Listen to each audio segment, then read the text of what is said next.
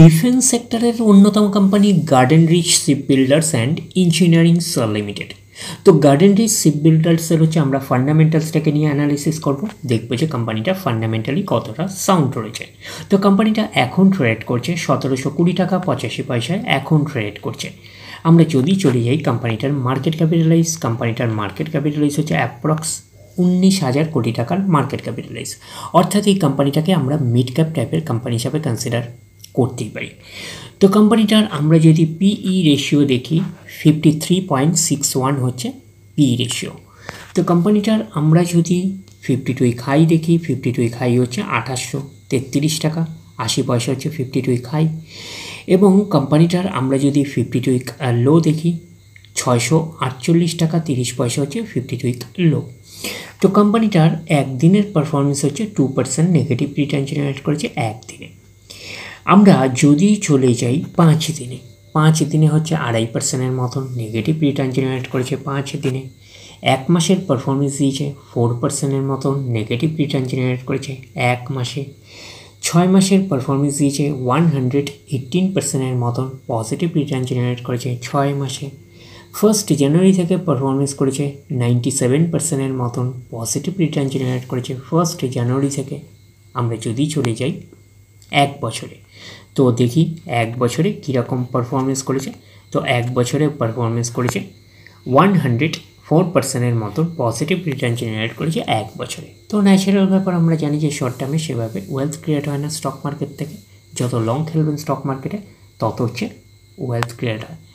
But এই কোম্পানিটা কিন্তু শর্ট টার্মে অর্থাৎ এক বছরে কিন্তু একটা ডিসেন্ট টাইপের পারফরমেন্স করেছে, হিউজ ওয়েলথ ক্রিয়েট করে দিয়েছে শেয়ার হোল্ডারদের। আমরা এইটুকুনি বলতে পারি 100% মানে ইনভেস্টমেন্ট ডাবল। তো ইনভেস্টমেন্টকে কিন্তু ডবলের কিছুটা বেশি করে দিয়েছে এক বছরে অর্থাৎ শর্ট টার্মে। তো এখন দেখার বিষয় কোম্পানিটা কি লং টার্মে ভালো পারফরমেন্স করেছে, লং টার্মে কি শেয়ার হোল্ডারদের ওয়েলথ ক্রিয়েট করে দিয়েছে, সেটা কিন্তু এখন আমাদের দেখার বিষয়। তাহলে আমরা চলে আসলাম 5 বছরের চার্ট প্যাটার্নে। 5 বছরে পারফরমেন্স করেছে 858%-এর মতন পজিটিভ রিটার্ন জেনারেট করেছে। তার মানে হচ্ছে 100% মানে ইনভেস্টমেন্ট ডাবল। তো ইনভেস্টমেন্টকে আমরা এইটুখানি বলতে পারি 9.5 গুণের কিন্তু অনেকটাই বেশি করে দিয়েছে 5 বছরে। তো 5 বছরে কিন্তু হিউজ ওয়েলথ ক্রিয়েট করে দিয়েছে শেয়ার হোল্ডারদের, আমরা এইটুখানি বলতেই পারি। এইবারে আমরা চলে আসছি ম্যাক্সিমাম চার্ট প্যাটার্নে। তো ম্যাক্সিমাম চার্ট প্যাটার্ন হিসাবে পারফরমেন্স করেছে 1597%-এর মতন পজিটিভ রিটার্ন জেনারেট করেছে অল টাইম বা ম্যাক্সিমাম। তো কোম্পানিটা লিস্টেড হয়েছে 2018-এ। তাহলে 2018 থেকে এখনও অবধি রিটার্ন জেনারেট করেছে 1597%-এর মতন পজিটিভ রিটার্ন জেনারেট করেছে অল টাইম বা ম্যাক্সিমাম। তো ম্যাক্সিমাম চার্ট প্যাটার্নটাকে এখনও অবধি আমরা ডিসেন্ট হিসাবে কনসিডার করতে পারছি না। তার কারণটা কি, বেশি দিনের ডেটা হিস্ট্রি অ্যাভেলেবেল না। তার মানে হচ্ছে 18-এর পরে 19, 20, 21, 22, 23, 24, 1, 2, 3, 4, 5, 6, তার মানে হচ্ছে 6 বছরের চার্ট প্যাটার্ন আমরা পাচ্ছি। তো সেই কারণে ম্যাক্সিমাম চার্ট প্যাটার্নটাকে এখনও অবধি আমরা ডিসেন্ট হিসাবে কনসিডার করতে পারছি না। তার কারণটা কি, বেশি দিনের ডেটা হিস্ট্রি অ্যাভেলেবেল নয়, শুধুমাত্র 6 বছরের ডেটা হিস্ট্রি অ্যাভেলেবেল। তো সেই কারণে ম্যাক্সিমাম চার্ট প্যাটার্নটাকে এখনও অবধি আমরা ডিসেন্ট হিসাবে কনসিডার করতে পারছি না। বাট এইটুকুনি বলতে পারি 6 বছরের পারফরমেন্স হিসাবে কিন্তু হিউজ ওয়েলথ ক্রিয়েট করে দিয়েছে শেয়ার হোল্ডারদের, আমরা এইটুকুনি বলতেই পারি। 1597%-এর মতন পজিটিভ রিটার্ন জেনারেট করেছে অল টাইম বা ম্যাক্সিমাম।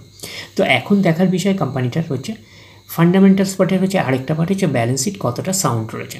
তাহলে আমরা চলে যাচ্ছি কোম্পানিটার ব্যালেন্স শিটে। আমরা চলে আসলাম কোম্পানিটার হচ্ছে ব্যালেন্স শিটে। আমরা ডেটা পাচ্ছি কবে থেকে, আমরা ডেটা পাচ্ছি 2013 থেকে আমরা ডেটা পাচ্ছি। আমরা ডিরেক্টলি চলে যাব কোম্পানিটার রিজার্ভ অ্যান্ড সারপ্লাসে। প্রথমে ছিল 743 কোটি, তারপরে সেটা গ্রো করে 831, 883, 1013, পরপর গ্রো করলো। তারপরে আবার একটা ডাউন পারফরমেন্স করলো 959, তারপরে আবার ডাউন পারফরমেন্স করে 907, তারপরে হচ্ছে আবার জাম্প করলো 924, তারপরে হচ্ছে স্লাইটলি জাম্প করলো 926, তারপরে আবার গ্রো করে 1023, তারপরে আবার গ্রো করে 1143, 1143-এর পরে তারপরে আবার সেটা গ্রো করে 1299, তারপরে আবার গ্রো করে 1559। তো দেখে বুঝতে পারছি যে প্রথম থেকে রিজার্ভ অ্যান্ড সারপ্লাসের মধ্যে একটা আপস অ্যান্ড ডাউন স্পেস ছিল। তারপরে আমরা দেখতে পাচ্ছি যে এই জায়গাটা থেকে যদি আমরা দেখি তাহলে পরপর কিন্তু গ্রোথ প্লাস কনসিস্টেন্সি রয়েছে।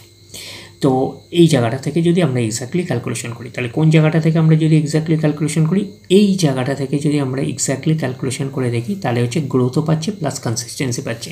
তো এটা কিন্তু কোম্পানির ক্ষেত্রে কিন্তু একটা পজিটিভ সাইন। তো ওভারঅল আমরা এইটুকুনি বলতে পারি যে রিজার্ভ অ্যান্ড সারপ্লাসের মধ্যে কনসিস্টেন্সি গ্রোথ পেয়েছি। তো এটা থেকে একটা আমরা ওভারভিউ পেতে পারি যে নেট প্রফিটের মধ্যেও কনসিস্টেন্সি প্লাস গ্রোথ থাকার পসিবিলিটিস অনেক অংশে রয়েছে। তার কারণটা কি, নেট প্রফিটের কিছু অংশ রিজার্ভ অ্যান্ড সারপ্লাসে ট্রান্সফার হয়। তো ওভারঅল ভিউটা আমাদের কাছে ক্লিয়ার হয়ে যাবে, কোম্পানিটার প্রফিট অ্যান্ড লসে গেলে ক্লিয়ার হয়ে যাবে নেট প্রফিটের মধ্যে কতটা কনসিস্টেন্সি রয়েছে, কতটা গ্রোথ রয়েছে। তো এখন রিজার্ভ অ্যান্ড সারপ্লাস রয়েছে 1559 কোটির রেঞ্জে, আমরা এইটুকুনি বলতেই পারি। এইবারে আমরা চলে যাচ্ছি কোম্পানিটার হচ্ছে লং টার্ম বোরিং। তাহলে লং টার্ম বোরিংয়ের অবস্থান কী রকম রয়েছে, তাহলে চলে আসলাম লং টার্ম বোরিং। প্রথমে ছিল 22 কোটি, তারপরে 24 কোটি, তারপরে 22 কোটি, তারপরে পরপর 0। তো এখন লং টার্ম বোরিং আমরা পাচ্ছি 0।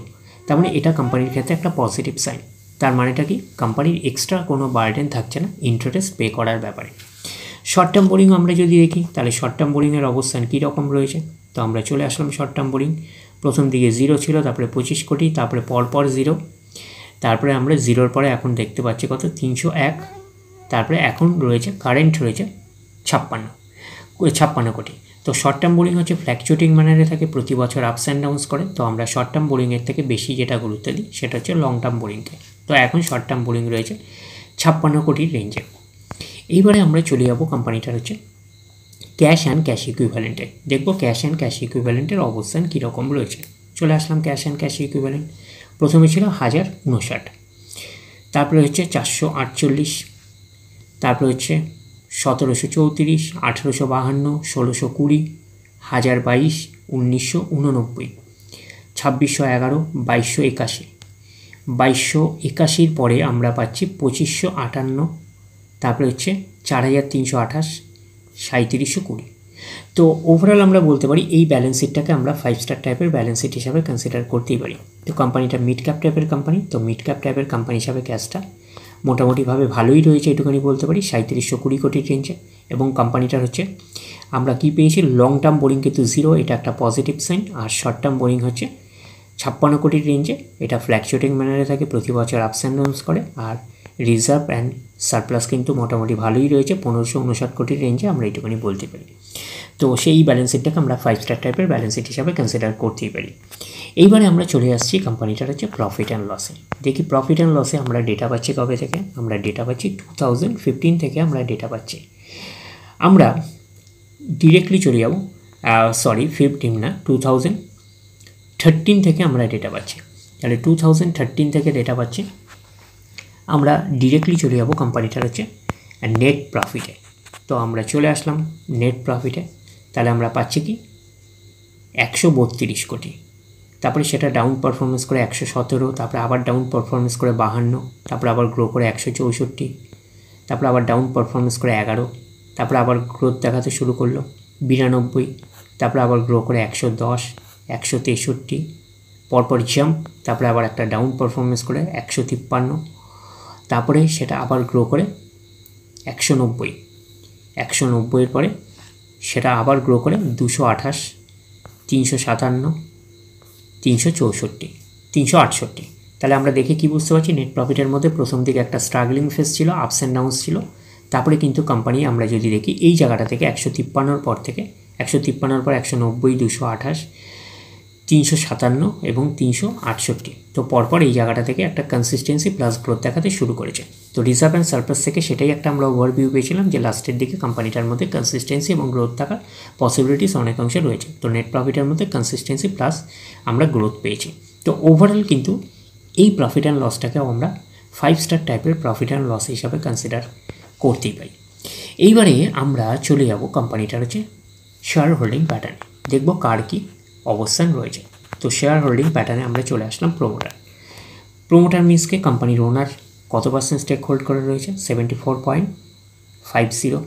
এফআইএস ফরেন ইনস্টিটিউশনাল ইনভেস্টার রয়েছে 3.91%, ডিআইএস ডোমেস্টিক ইনস্টিটিউশনাল রয়েছে 3.20%, আর পাবলিক রয়েছে 18.38%। তাহলে এইটুকুনি বলবো প্রত্যেকেরই কম বেশি ইনভলভমেন্ট রয়েছে। প্রোমোটার হচ্ছে 74.5%-এর মতন, এফআইএস আছে 4%-এর কাছাকাছি, ডিআইএস আছে 3%-এর বেশি, আর পাবলিক রয়েছে 18%-এর বেশি বা 18.5%-এর কাছাকাছি আমরা বলতে পারি। তো এই কোম্পানিটা হচ্ছে প্রোমোটার মিনস হচ্ছে এই কোম্পানিটার হচ্ছে প্রোমোটার হচ্ছে দ্য প্রেসিডেন্ট অফ ইন্ডিয়া, মানে এটা হচ্ছে গভর্নমেন্ট সেক্টরের একটা কোম্পানি, এইটুকুনি কিন্তু মাথায় রাখবেন। তো এইবারে আমরা চলে যাচ্ছি, এই কোম্পানিটার নাম আপনাদের বলাই হয়ে গেছে, গার্ডেন রিচ শিপ বিল্ডার্স। এটা হচ্ছে ডিফেন্স সেক্টরের একটা অন্যতম কোম্পানি, বিশেষত ডিফেন্স সেক্টরের ওপর, শিপ বিল্ডিং সেক্টরের ওপরে কিন্তু কোম্পানিটা কিন্তু কাজ করছে, এইটুকুনি কিন্তু মাথায় রাখবেন। তো কোম্পানিটার মার্কেট ক্যাপিটালাইজ অলরেডি বলা হয়ে গেছে, 19,000 কোটি টাকার রেঞ্জের মার্কেট ক্যাপিটালাইজ, অর্থাৎ কোম্পানিটাকে মিড ক্যাপ টাইপের কোম্পানি হিসাবে কনসিডার করতেই পারি। কোম্পানিটার ROCE আছে, রিটার্ন অন ক্যাপিটাল এমপ্লয়েড আছে 27.4%, ROE রিটার্ন অন ইকুইটি 22.2%, তাহলে ROCE আর ROE হচ্ছে ডিসেন্ট রয়েছে। তো কোম্পানির পারফরমেন্সের উপরে কিন্তু ডিপেন্ড করে ROCE আর ROE। আগামী দিনে যদি কোম্পানি আরও ভালো পারফরমেন্স করে, আরও গ্রোথ দেখাতে শুরু করে, তাহলে ROCE আর ROE হচ্ছে আরও ইমপ্রুভ করবে। তাহলে ওভারঅল কোম্পানির পারফরমেন্সের উপরে কিন্তু ডিপেন্ড করে ROCE আর ROE। তাহলে ওভারঅল আমরা এইটুকুনি বলতে পারি যে গার্ডেন রিচ শিপ বিল্ডার্সের হচ্ছে ওভারঅল আমরা ফান্ডামেন্টালসটাকে অ্যানালিসিস করে আমরা এইটুকুনি বলতে পারি এই কোম্পানিটাকে আমরা ফান্ডামেন্টালি সাউন্ড কোম্পানি হিসাবে কনসিডার করতে পারি। তো কোম্পানিটা মিড ক্যাপ টাইপের কোম্পানি, তো মিড ক্যাপ টাইপের কোম্পানি হিসাবে কোম্পানিটাকে আমরা ফান্ডামেন্টালি সাউন্ড কোম্পানি হিসাবে কনসিডার করতেই পারি।